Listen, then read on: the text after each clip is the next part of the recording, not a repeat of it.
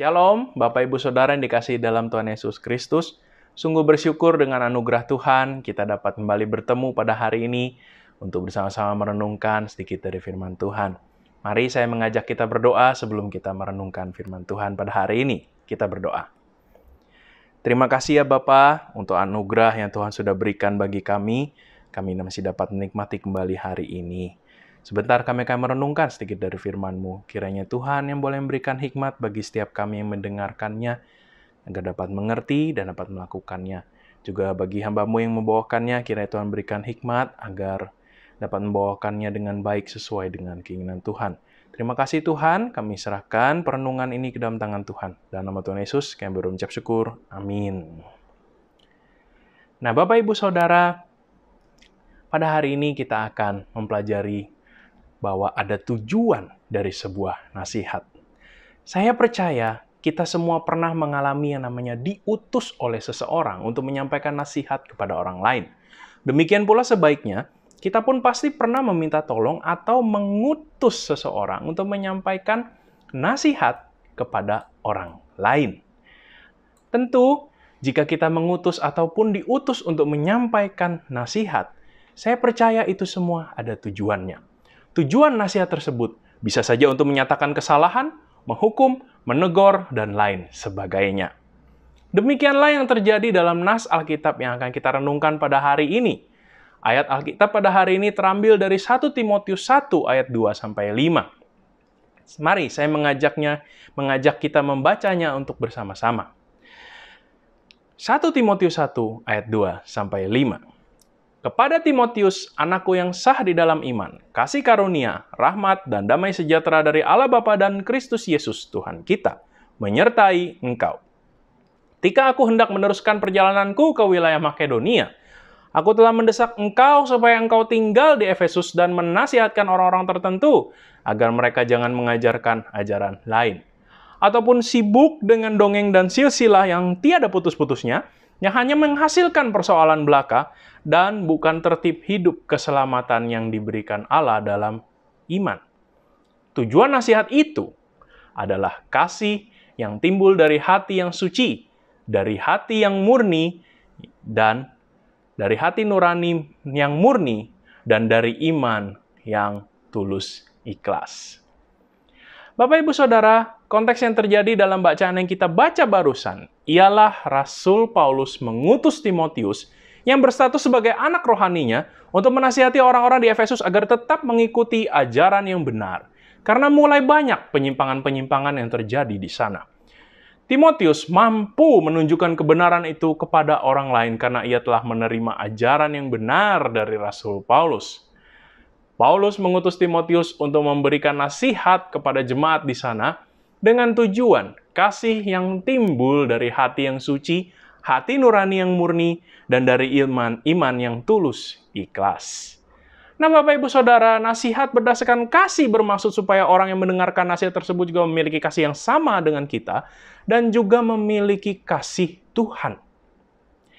Justru dengan kasih maka kita ingin dan dapat menasihati orang lain agar hidup dalam kebenaran serta mengerti akan kasih Tuhan. Kita dapat untuk tidak mengizinkan diri kita merendahkan orang lain yang akan kita nasihati karena kita mengasihi dia. Hal inilah tujuan dasar dalam kita memberikan nasihat. Tujuan nasihat berikutnya adalah hati nurani yang murni. Hal ini bermaksud agar kita dapat berhati-hati ketika menyampaikan sebuah nasihat pada orang lain. Bisa saja hal itu terjadi karena maksud yang tidak murni atau tidak tulus.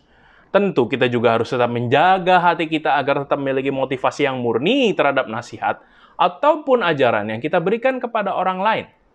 Akan sangat berbahaya jika kita memberikan nasihat yang menyesatkan karena niat hati kita tidak tulus.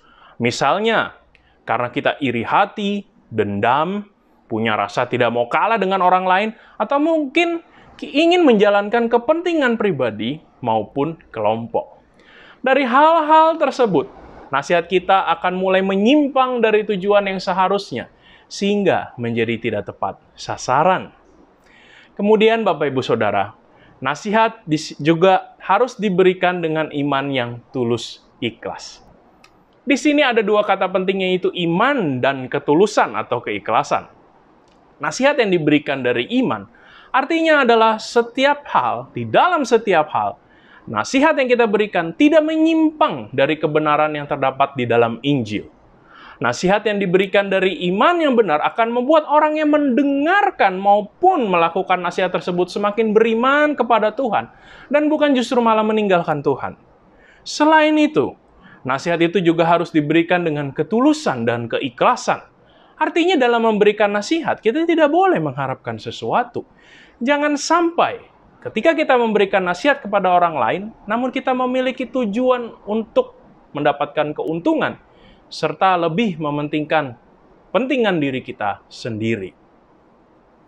Oleh sebab itu, Bapak Ibu Saudara, sebagai utusan-utusan Allah di dalam dunia ini, kita perlu juga menolong saudara seiman kita. Mungkin ada yang kita ketahui sudah mulai undur dari gereja, memiliki kepentingan pribadi mungkin di dalam pelayanan yang telah dilakukan.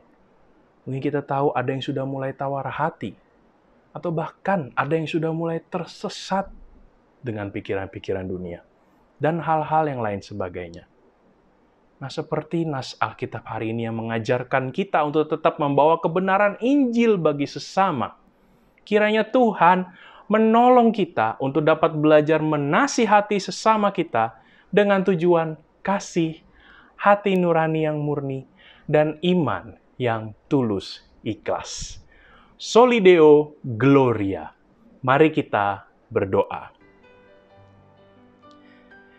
Ya Tuhan, hamba-Mu sudah selesai berbicara.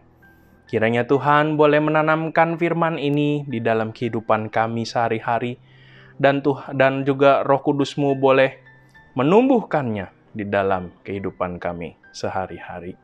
Terima kasih ya Tuhan untuk kebaikan-Mu, dan kami menyerahkan kegiatan kami dan kehidupan kami ke dalam tangan Tuhan. Di dalam nama Tuhan Yesus, kami berdoa dan mengucap syukur. Amin.